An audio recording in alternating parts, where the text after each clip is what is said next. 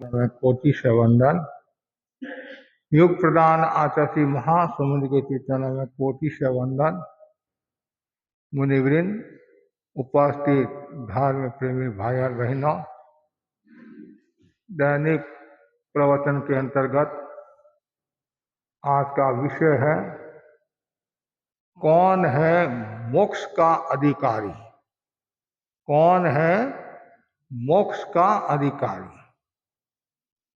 10वें कालिक सूत्र की महत्वपूर्ण गाथा है तवो गुण पहाणस उज्जोमय खंति संयम रयस परिसेजिनं तस्य तुला सुगई तारी सगस। तवो गुण पहाणस उज्जुमयी खंति संजम रयस परिसय जिण तस् सुला सुगई तारी सगस। जो श्रवण तपो गुण से प्रदान ऋजुमति शांति तथा संयम में रत और परिश्रम को जीतने वाला होता है उसके लिए सुगति सुलभ है, मोक्ष सुलभ है। मजबूत इमारत के लिए मजबूत बुनियाद की आवश्यकता रहती है। उसी प्रकार कर्म क्षय के लिए, सुगति के लिए, मोक्ष के लिए मजबूत गुणों की आवश्यकता रहती है। मजबूत यदि पिलर नहीं है तो मकान मजबूत नहीं बन सकता है। जीवन में यदि मजबूत गुण नहीं है तो व्यक्ति आत्मा का विशोधन नहीं कर सकता है, मोक्ष को प्राप्त नहीं हो सकता।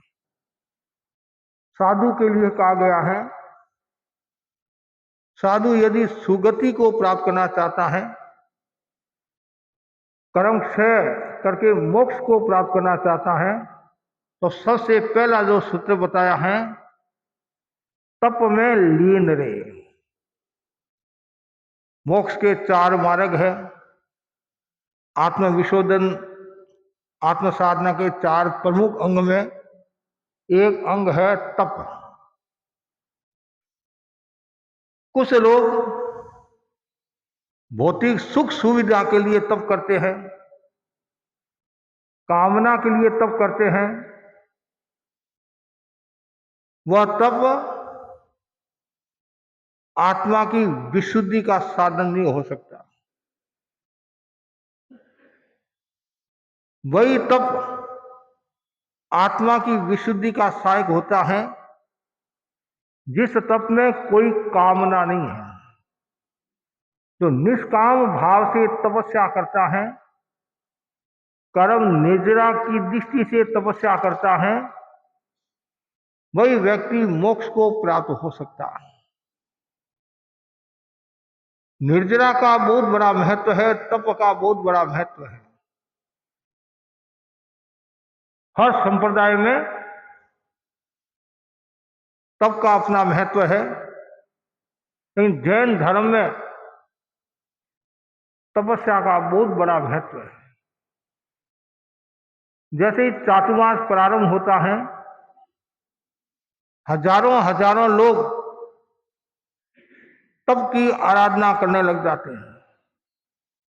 कोई नवकाशी करता है, कोई पौर्षी करता है, कोई एकासन करता है, कोई आंबिल करता है, कोई निवी करता है, कोई इकल ठाना करता है, कोई चरम पस्कान करता है, कोई उपवास करता है, बड़ी तपस्या करता है, कोई उन्नोदी की भी साधना करता है, कोई मौन की भी साधना करता है, कोई कष्टों को भी सहन करता है। ये सब तपस्या है।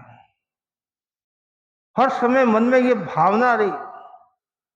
और साधु के लिए तो ये कहा गया साधु तपोधन, पंचपद बंदा में आता नहीं तपोधन। साधु तो तपस्या में लीन रहने वाला होता है और जो जितनी ज्यादा तपस्या में लीन रहेगा व्यक्ति साधक, वह आत्मा का शोधन करेगा और आत्मा की विशुद्धि करेगा।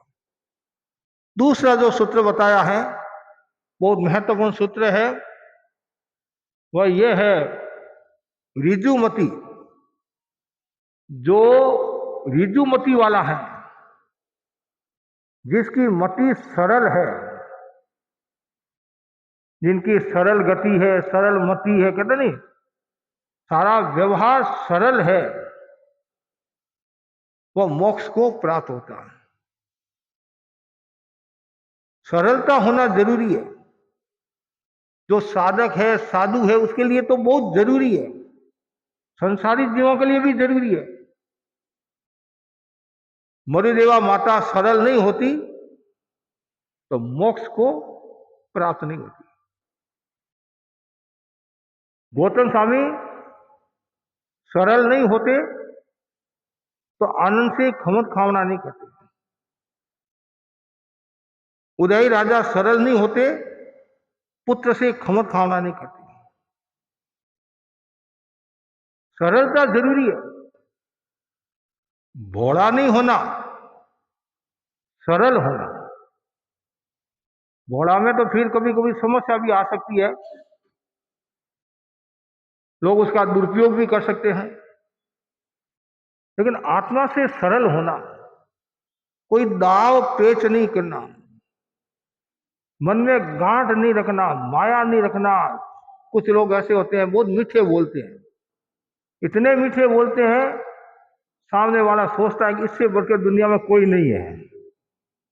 एक बार तो महाराज को भी चपेट में ले लेता है, या महाराज भी चपेट में आ जाते। फिर बाद में पता चलता है सावधानी, सावधानी हटी दुर्घटना घटी। सावधानी जरूरी है। सुनो सबकी, अनादर किसी का नहीं करना। बात सुनो, प्रेम के साथ सुनो, उचित लगे तो उस पर चिंतन करो, उचित नहीं लगे, हाँ भाई ठीक है। लेकिन साधु को सरल होना जरूरी, हर परिस्थिति में सरल। जो सरल होता है वो आगे बढ़ता, उन्नति करता, प्रगति करता है। तो प्रश्न खड़ा होगा, क्या मायावी प्रगति नहीं करता है? मायावी प्रगति करता है, लेकिन वो प्रगति टिकती नहीं है ज्यादा।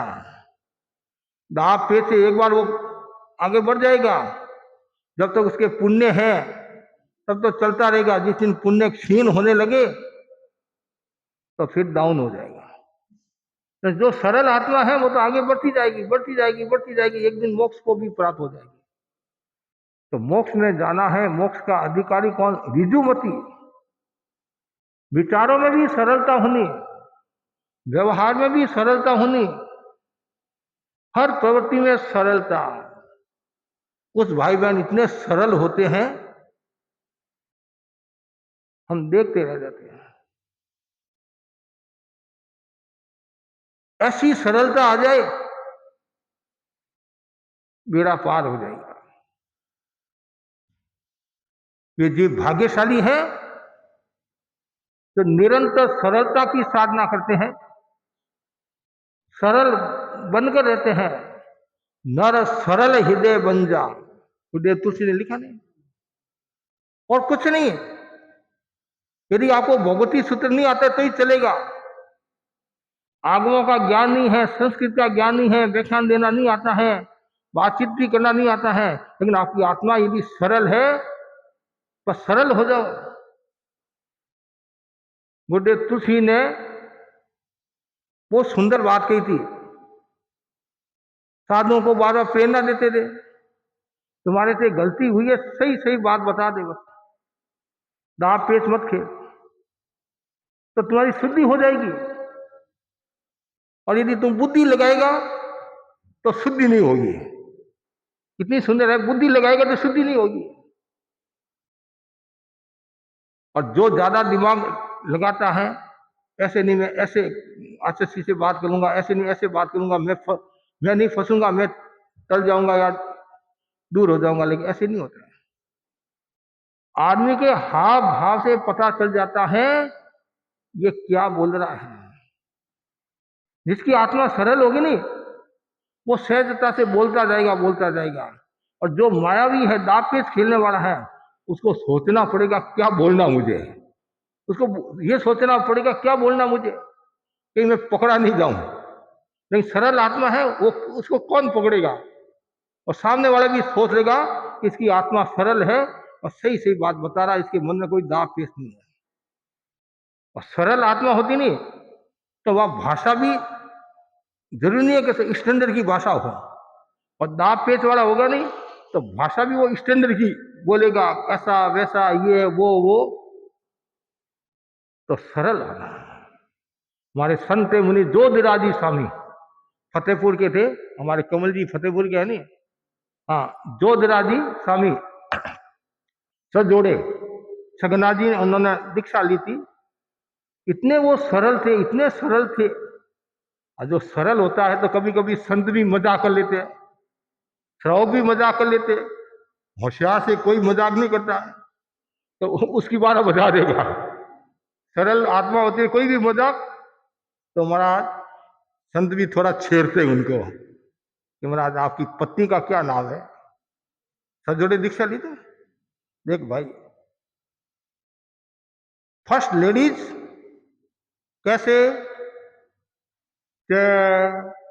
छह छह मने छगना जी, जय मने जोधराज। पहले कौन है? छगना जी, बाद में जोधराज। अरे इतने सरल थे वो सर, मैंने देखा उनको। और मुनि सोहनलाल जी लूणकरण सर वालों के साथ में रहे हुए। और ऐसे उदासन में वो मुनि सागरमणि स्वामी भिवानी के थे हमारे, उनकी सेवा में समझते वो खूब रहे, बहुत उन्होंने मन से सेवा की। इतने सरल आते हैं।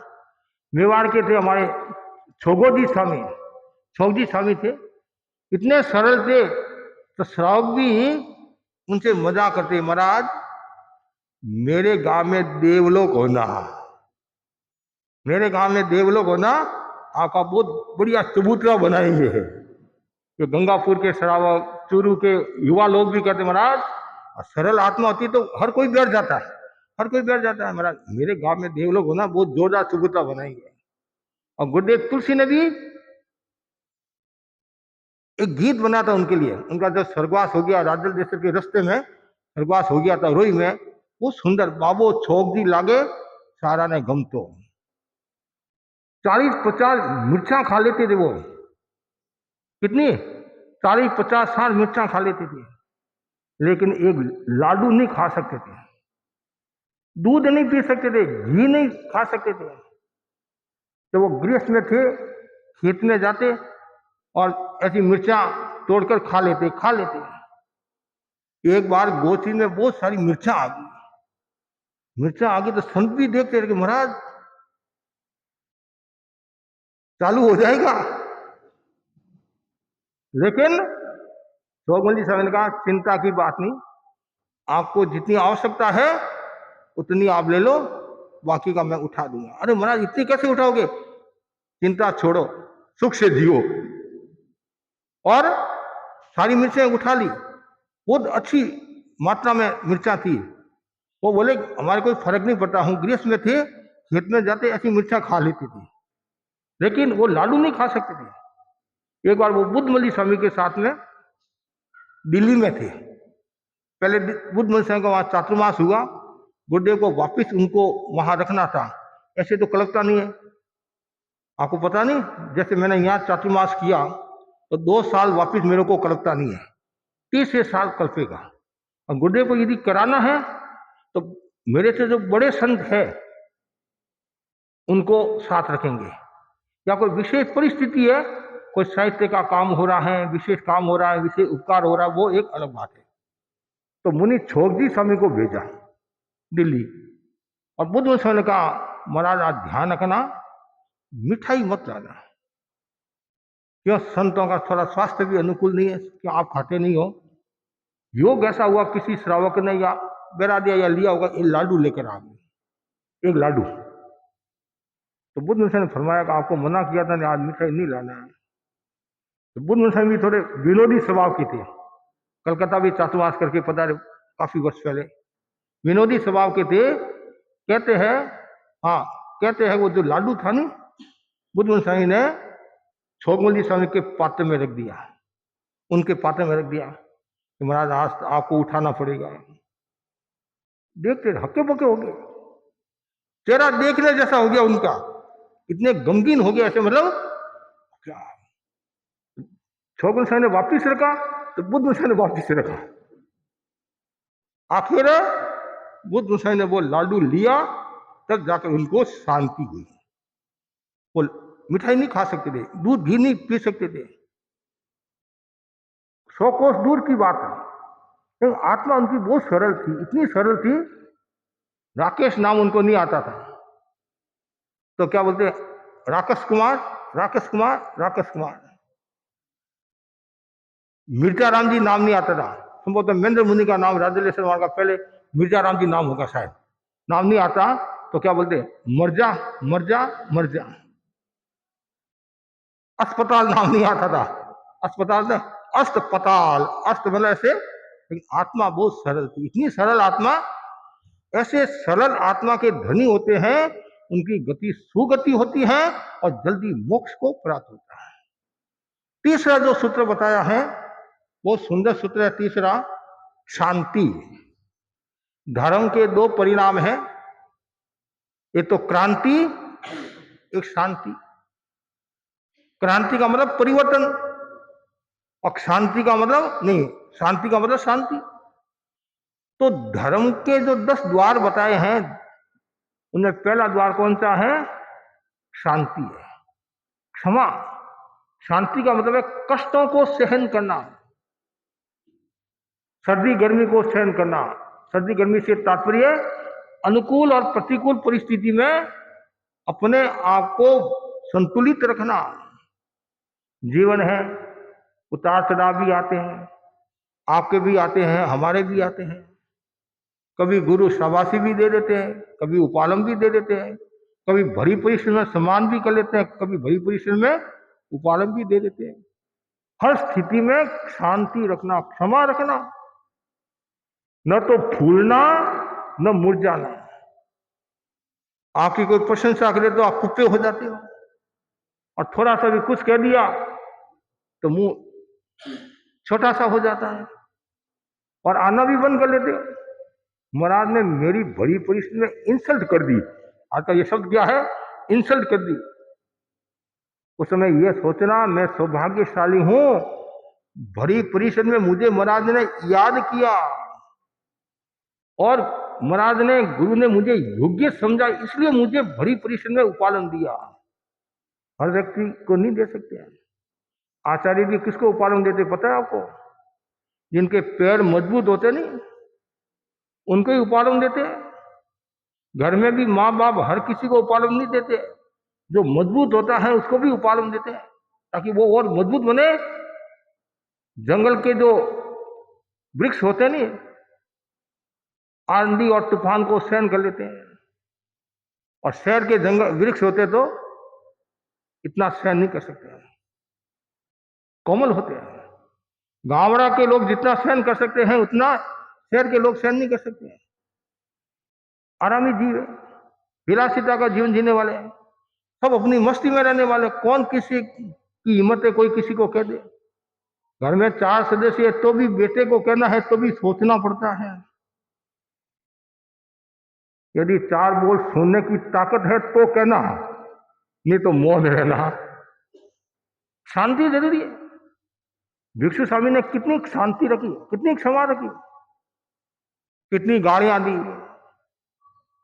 मुक्के मारे, छाती में मुक्का, माथा में ठोला, अब हावे चाहिए, फिर भी शांति, शांति, चेहरे पर प्रसन्नता, वो मोक्ष को प्राप्त होता है।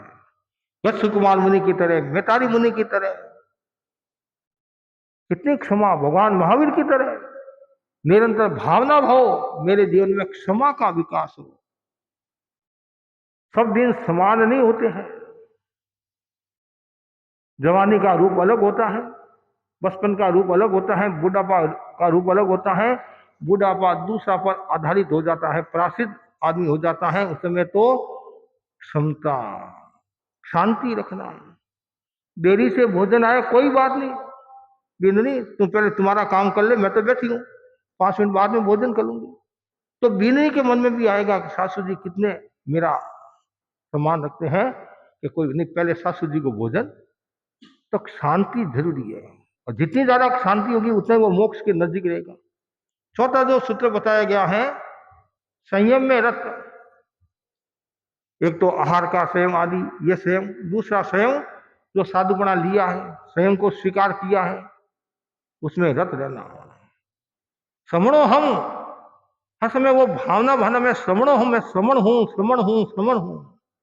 मैंने घर बार छोड़ा है, किसके लिए छोड़ा? आत्मा की आराधना के लिए छोड़ा, साधना के लिए छोड़ा है, और आत्मा की उपासना के लिए छोड़ा है, कर्म क्षय के लिए छोड़ा है। इसलिए हमेशा संयम में रत रहना। ये संयम है। जैसे मेरू को उठाना मुश्किल होता है, कोई उठा भी नहीं सकता, तो संयम है वो मेरू के भार जितना है, मेरू के भार जितना है। तुमने इस संयम को स्वीकार किया है, हर पल हर क्षण इसमें तल्लीन रहना, मेरे दोष नहीं लगे, मेरे साधना में कमी नहीं आए, मेरे जोग से गुरु को तकलीफ ना हो, गुरु दूर बैठे हैं, गुरु ने हमारे को यहां भेजा है, मैं संयम में रत रहूं और गुरु का दिल जीतूं, ये बहुत जरूरी है। प्रबल चारित्र मोह कर्म का क्षोषम होता है, तब जीव को साधुपन आता है, संयम आता है। हर किसी को संयम नहीं आता है, लेकिन भावना भाव श्रावक के जो 3 मनोरथ हैं, मेरा भी वह दिन आए मैं संयम को स्वीकार करूं और संयम में रत रहूं। साधुपना नहीं आया तो कम से कम संयम में तो रत रहो, पापकारी प्रवृत्ति से तो दूर रहो। जो संयम में रत रहता है वह मोक्ष को प्राप्त होता है। और आगे बताया गया है, जो परिचयों को जीतने वाला है, परिचय, परिचय का मतलब साधना को जो हमने स्वीकार किया है, साधना में जो बाधा आती है, कष्ट आते हैं, उनको सहन करना, वह है परिचय। सहन करना परिचय। परिचय विजय की साधना करो। शीत उष्ण आदि साधु के लिए बताया गया, कभी घी गना, कभी मुट्ठी चना करें, कभी बादाम की कतली मिल जाती है, कभी चना भी नहीं मिलते, घूंगरा भी नहीं मिलता है, और कभी महाराज ये लो वो लो ये लो 17 चीज, और कभी है 17 चीज का नाम भी सुनने में नहीं आता है। एक रोटी भी मिल जाती तो भी कभी कभी गांव में देखते, राजस्थान आदि उधर, लेकिन कभी कभी आहार में समस्या भी आ जाती है। उस समय ये सोचते हैं सहजी तपस्या का मौका मिला है, श्रावक तपस्या करने देते नहीं है, ये सहज ही मौका मिला है। ज्यादा घर होते हैं तो तपस्या भी हमें सावधानी रखनी पड़ती है, कि घरों की भी सार संभाल करनी होती है। मुझे याद है मुनि मोहनलाल जी आमिर फरमाते थे, मैं उपवास का कहता तो मोहनलाल सिंह फरमाते, तुम उपवास करके बैठ जाएगा तो घरों को संभालेगा कौन? ये भी तो एक तपस्या है। तो द्रव्य क्षेत्र काल भाव देखकर कार्य करना होता है, परिचय पर विजय प्राप्त करना। सर्दी गर्मी, ऐसे ऐसे हमारे साधु है जो कि एक एक पछौड़ी में रहते हैं, उन्हीं वस्त्र का उपयोग नहीं करते हैं, शॉल का उपयोग नहीं करते हैं। तो कितनी सर्दी पड़ो, कलकत्ता में तो संभवतः इतनी सर्दी नहीं पड़ती होगी, और आप जिस देश के हो वहां तो सर्दी खूब है, और सर्दी अपना चमत्कार दिखाने लग जाती है। और वही पौष और मास की जो सर्दी होती है, थड़ी में हमने गुड्डे के साथ विचरण किया, गुड्डे के साथ रहे, और 1-2 चातुर्मास करने का भी सौभाग्य प्राप्त हुआ गंगा शहर में। 2 चातुर्मास तो गुड्डे के साथ में, मुनि मोहनलाल जी आमिर के साथ में। उस एरिया में सर्दी बहुत पड़ती है। इधर बाड़मेर जिले में भी खूब सर्दी पड़ती है, जो रेगिस्तान एरिया है। मेवाड़ में अपेक्षाकृत कम, जितनी थड़ी पश्चिम राजस्थान में है उतनी नहीं है। फिर अहमदाबाद के बाद में फिर सर्दी कम हो जाती है। दक्षिण में भी चेन्नई उस एरिया में तो विशेष सर्दी नहीं है। बेंगलोर में थोड़ी सी हल्की, लेकिन साधु जीवन है। कभी सर्दी कभी गर्मी, गर्मी काफी, गर्मी तो प्राय सब प्रदेशों में गर्मी का प्रकोप ज्यादा रहता है। सर्दी को सहन करना सरल है, गर्मी को सहन करना कठिन है। सर्दी में तो अंदर कोठरी में बैठे रहते हैं, कोठरी होती थी, कोठरी में बैठे रहते हैं 9 बजे 10 बजे। और पहले बच्चे भी बोलते नहीं, सूरज बाबजी आओ, सूरज बाबजी आओ, बोलते नहीं ऐसे? हाँ, सूरज बाबजी आओ, ठंड भगाओ, ठंड भगाओ, ठंड भगाओ। तो साधु जीवन है, इन सबको सहन करना। कभी मच्छरों का प्रकोप होता है, इतने मच्छर होते हैं, इतने मच्छर होते हैं। अब तो फिर भी मच्छरदानी का उपयोग करते, पहले नहीं करते थे। बहुत मच्छरों का प्रकोप रहता। गुरुदेव तुलसी का यहाँ चातुर्मास था, एक क्षेत्र में मच्छर का इतना प्रकोप था तो सारी रात अंताक्षरी का कार्यक्रम हुआ संतों के बीच में। और मच्छर भी छोटे नहीं, बड़े बड़े दंश जिनको बोलते नहीं, वो भी ये सोचते होंगे भाई दिन में तो श्रावक सेवा कर लेते, रात को हम महाराज की सेवा कर ले, विनोद की बात है। इतने बड़े बड़े, फिर विराधना के भी संभावना रहती है, सावधानी रखने फिर भी हो जाती है।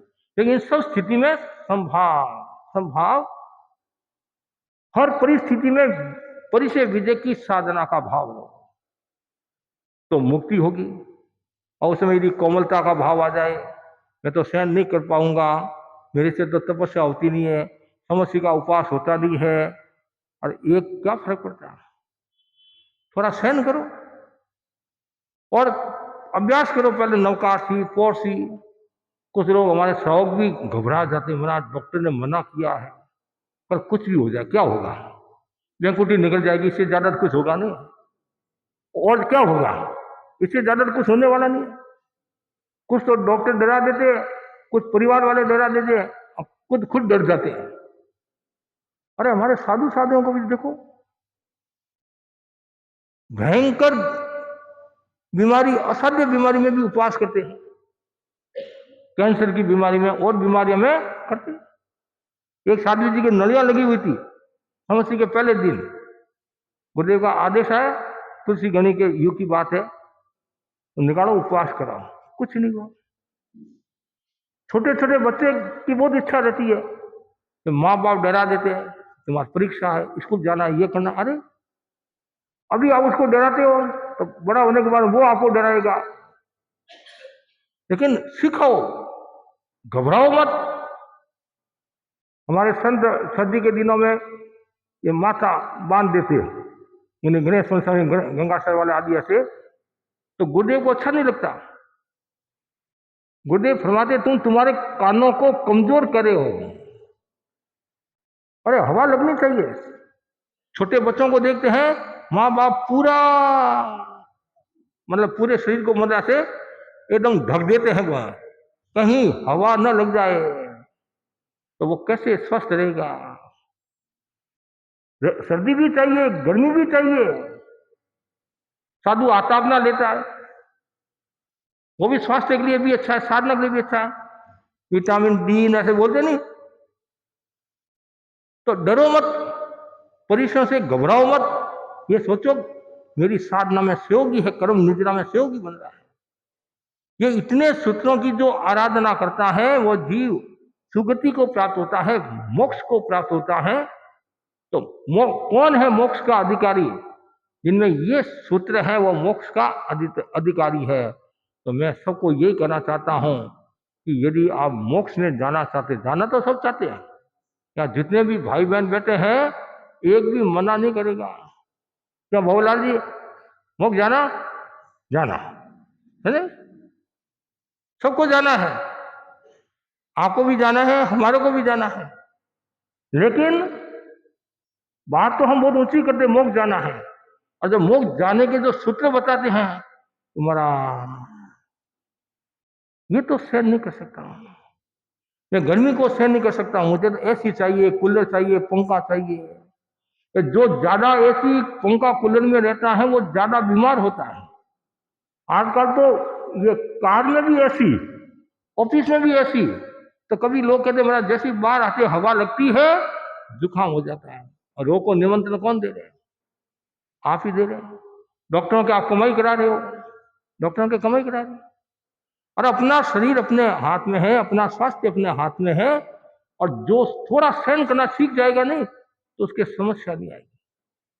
तो परिचय विजय आदि की साधना करते रहो। साधु भी करे, श्रावक भी करे, और जो जितना ज्यादा सहन करेगा और जितना सरल होगा, तपस्या करेगा, शांति की साधना करेगा, संयम में रत रहेगा, वो आगे बढ़ेगा।